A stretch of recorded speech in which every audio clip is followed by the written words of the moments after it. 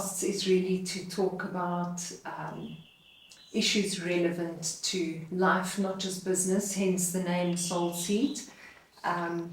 We are very passionate at Leverage about soulifying life. How do we bring soul back into business, to people, and into connection? So I am Nadia, I'm the owner of Leverage Leadership, and this is Nadia. Nadia. She is the business growth lead at Leverage, and this is Yolandi. She is the operations lead at Leverage. And we are starting a new theme in one of our podcasts, and the name of the theme is Maximus, Decimus, Meridius, and Jeff. And the whole reason for this title is, I don't know if you've watched the videos going around, but there's always, it starts with a very well-groomed dog or cat, and then the animal says, my name is Maximus, Decimus, Meridius, and then they show like the bad or the mongrel. The mongrel version. My name is Jeff. So I just wanted this theme, and it's going to be a running theme at Leverage that we're going to ask clients and business partners, how do they show up every day? How do we show up every day? How do we meet deadlines? How do we engage with clients, colleagues, consultants, and attend to small tasks and still regulate emotionally? Because we have to present ourselves professionally. Certainly not me sitting like this at the moment. Batwoman. Yeah, Batwoman. But how do we kind of show up, and how do we continue showing up? And then where are our freakouts and brain fry and Jeff moments, and what happens behind the scenes? So, question to you first. Oh, here we go. Yeah, how do you start the day to show up? I start the day wondering who I am, what day it is, and what is my purpose. And but yeah, my day usually starts with my million to-do lists. I'm not like you, Nadia. I don't have 20 million post-its. I have Nobody has 20 million post-its except like she does. the boss bestie. So I usually have my to-do list, and that's where I remind myself what I was busy with and what I need to be busy with today. And when Maximus Decimus Meridius shows up and she's like, Yolans, have you? I need to know what I have and what I haven't, and what I must and what I mustn't. So that's how I usually start my day. Okay. All right. How do you start your day? So first when I wake up, if I actually slept. Yeah, well, there's that. I So don't you're not sleep. a good sleeper. No. Usually I start the morning with yoga, because the whole house still sleeps at the time that I wake up. It's usually 4:30 or 5 o'clock. So yoga, coffee, and then I wake up the entire house with loud music and loud bangs, because they also have to wake up now. So that's usually how my day starts. And then if I'm in the office on the way here, I'll listen to really loud music to get myself into the frame of mind. And and then usually when we do our walk, that's how we get into the flow. But before I come, I also have my mental checklists of what needs to happen, who's the people that I spoke to, and I send myself WhatsApps. So instead of having sticky notes and having your list, I WhatsApp myself and leave voice notes to myself. Yeah, that's cool. So how I start my day is I say my prayer, light my candle, say my prayer, and ask for contribution towards awareness, allowance, and presence. And ease. And ease, yeah, but allowance is about ease, and what can go wrong for the day. I've got to be in allowance for both. And then I have my coffee, and that kind of just grounds me for the day, that routine. But how do we continue? How do we continue, Nat? Your snack drawer. Yeah, my snack drawer, for sure. Snack drawer helps. I think also phoning Yolanda if she's not in the office, because you make us laugh. You're like the, you know, I'm jam. you're like the Prozac. So you are like the human form of Prozac, 100%. So Agreed. yeah, and I think for me, it's just, you know, thankfully when things go bad, we can say to each other, listen, I'm out. I can't do this. And then I'll go stand outside or, yeah, so we're quite good with that. And I think we continue by checking in all the time. And it's what I love about the leverage team is that it's safe. You're allowed to say, oh my gosh, I don't know where I'm at. I don't know who I am. I don't know what I should be busy with. I can't remember this. And it's nobody's going to say, but you should know.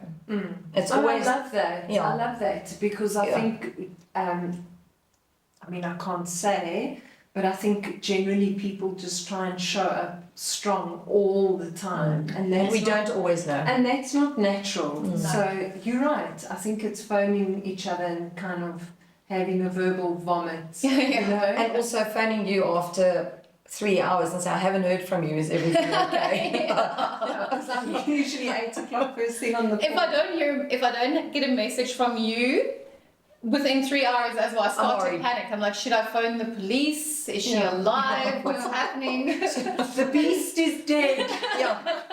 Enjoy the call. And we're so in sync that we're wearing green at the same time. I mean, So I think the continuing part is probably the fact that we can offload on each other, verbal vomit, but not take on the problem. Yes.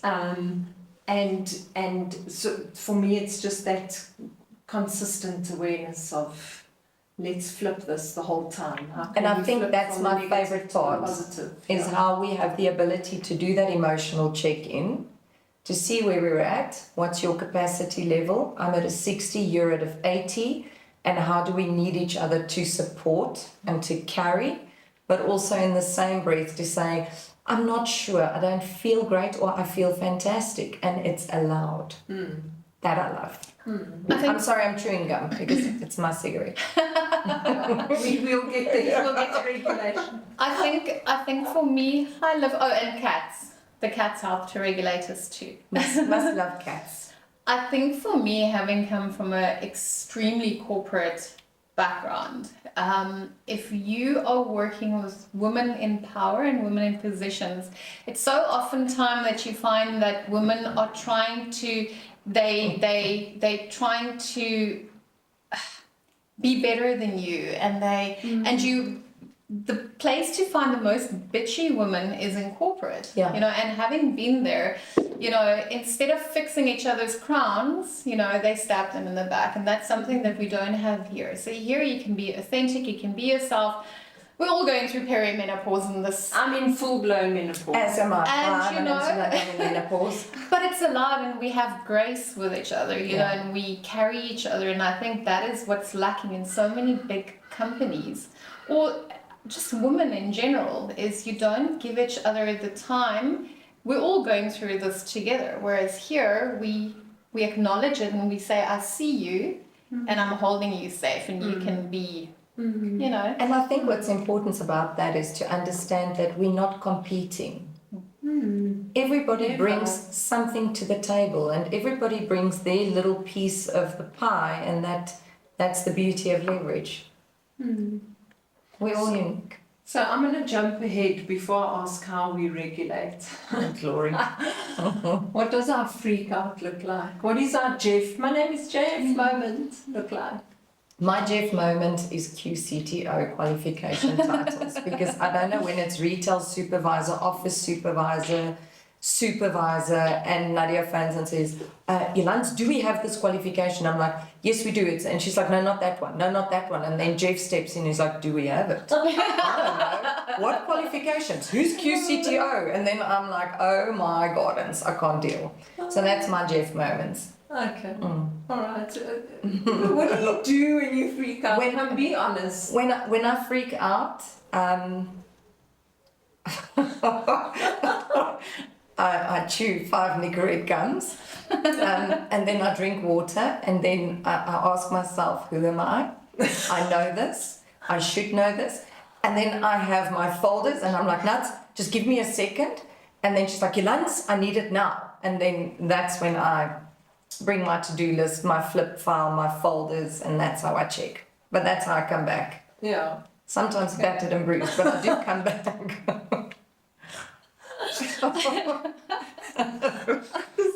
I think sometimes I'm a bit of a taskmaster and a bit of a drunk. A bit. Hiya!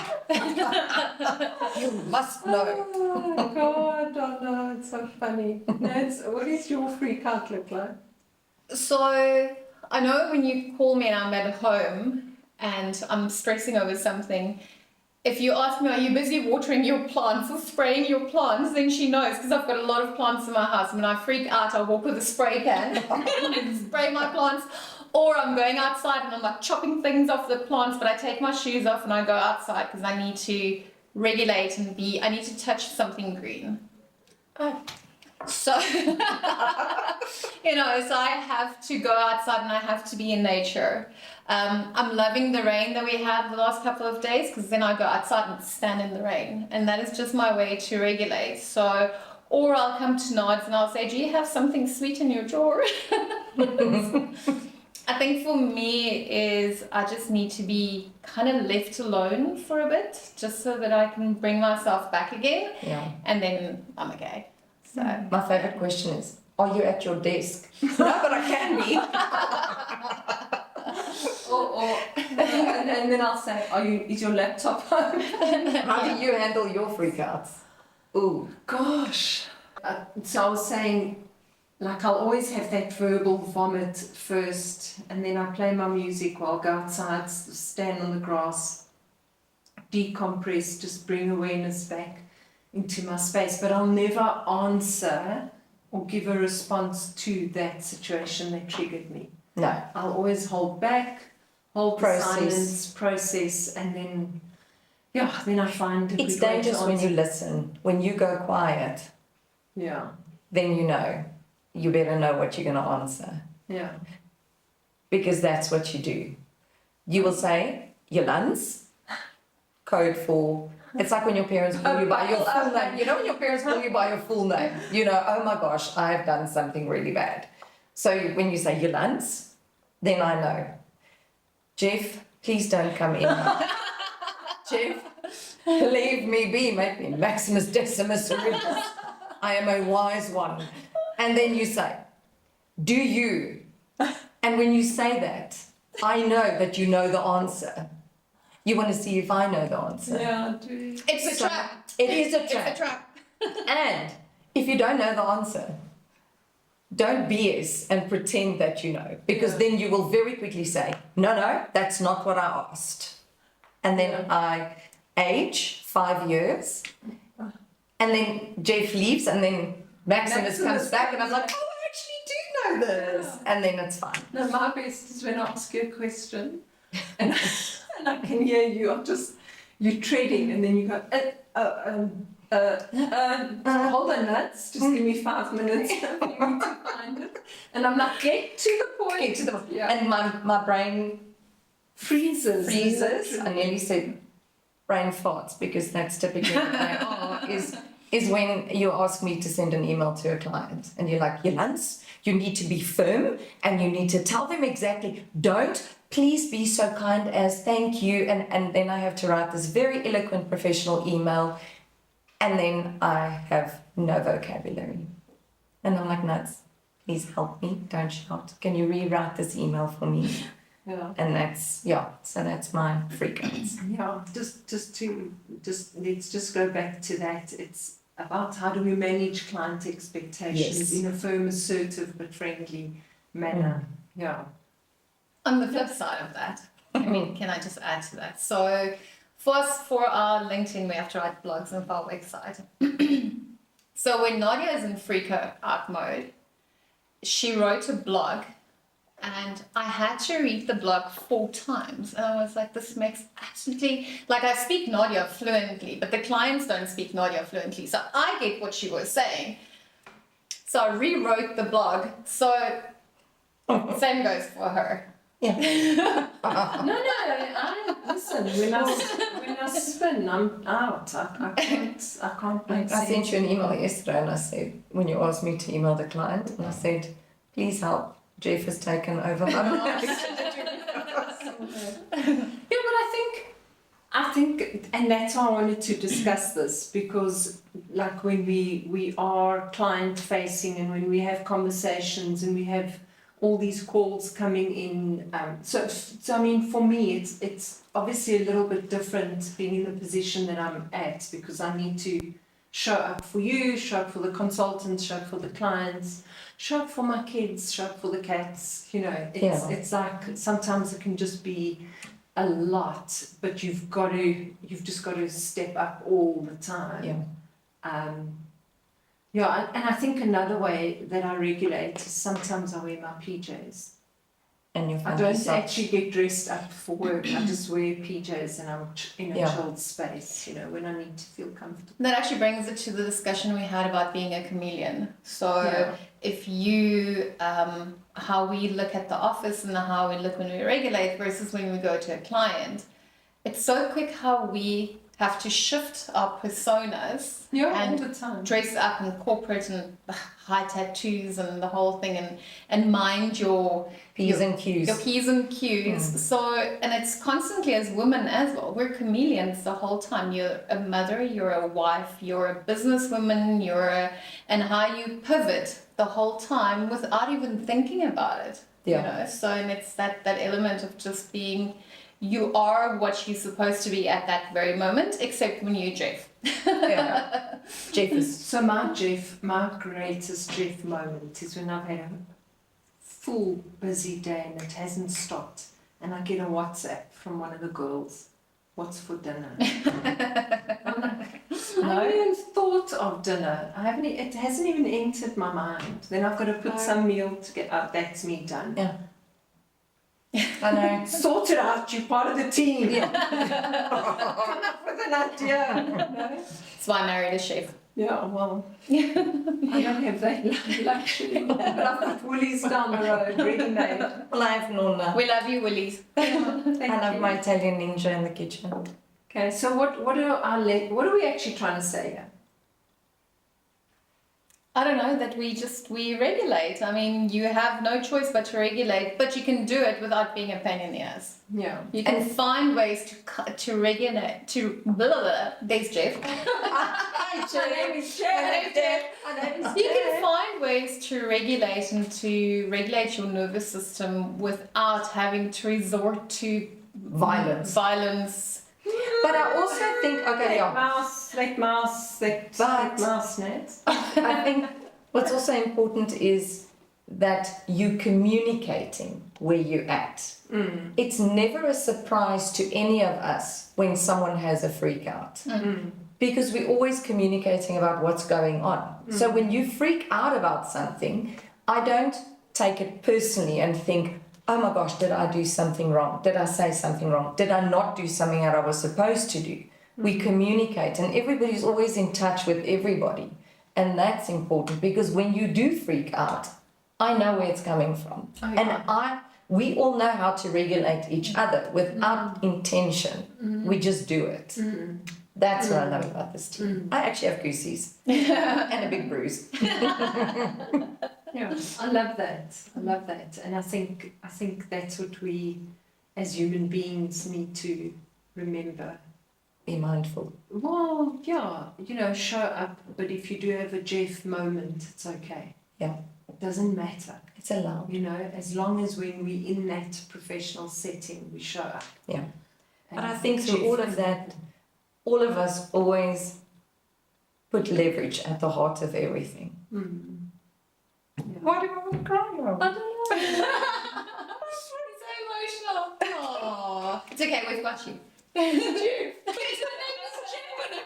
I'm a weeper. So, guys, ladies, thanks for being part of my tribe and part of my crazy, and I think very much for managing me a lot of the time, and for having a very raw conversation. conversasie. No, that's the wrong word. Do not say conversatie. You're going to make the Afrikaans girl very angry. A gesprek. Thanks for having this very open, raw conversation. I appreciate it. I love you guys very much. Love you.